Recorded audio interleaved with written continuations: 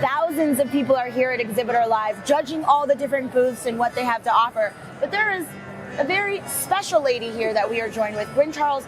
She is specifically here to judge the booths and see how well their product innovation, displays, and interactions are doing. Now, Gwen, what do you see here that you like?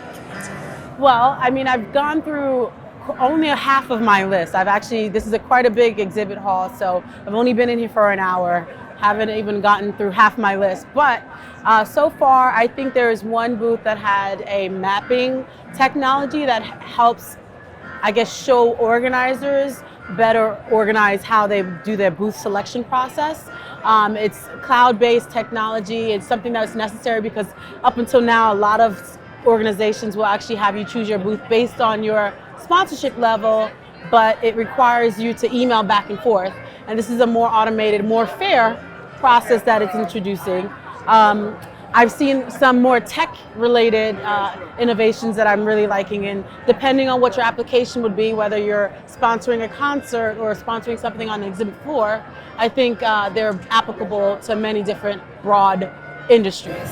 Do you feel like technology is helping these exhibitors, or do you feel like it's hurting them? Oh, absolutely, it's helping. I mean, as long as you're using, so a lot of the big thing is knowing what your objective is and making sure the technology gets you to that objective.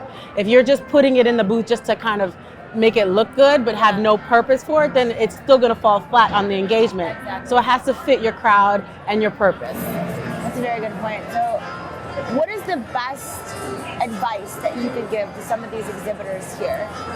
Best advice, I think it would again vary on what their objective is. So really identifying what your objective is would be the best advice I could give anyone who does any exhibit planning or building, is determine what your client's objective is or your objective is, and make sure that everything that you do ladders up to that goal, that ultimate goal and that ultimate key, performance indicator, so that way you can track and measure and, see how well you've done over time against that one measurement. Kind of doing a lot of everything just to do it tends to, it looks good at first, but then when you get on the show floor, the people that are attending feel that same just disjointed, user experience that's just not meant to be. Yeah, I've seen a lot of that where it doesn't work. You see that the idea was maybe a good idea, but in the execution it just exactly was not. It falls flat because there's no. Yeah. What are some more mistakes that you see exhibitors making?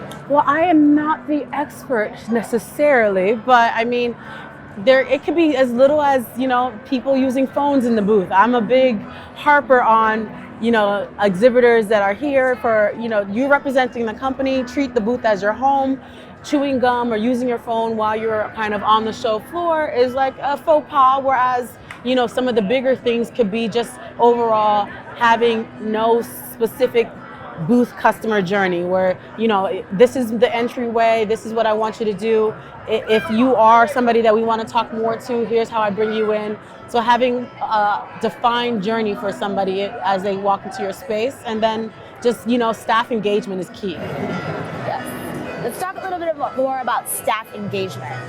When we're talking about booth staff or presenters or brand ambassadors, whatever, how important is it for them to be able to address the people walking by, for them to have that face-to-face proactive engagement instead of waiting for people to come to them? I think it's something that you do with a grain of salt, so you don't do too much of it, because then it can give you that almost that Walmart door greeter feeling where it's almost too much.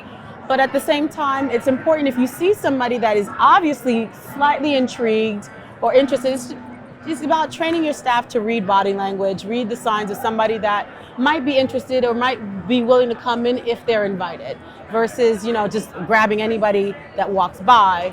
It's just evaluating and really profiling your attendee and determining, is this person somebody I need to talk to? And would they be interested in having a conversation with me? It has to be mutual.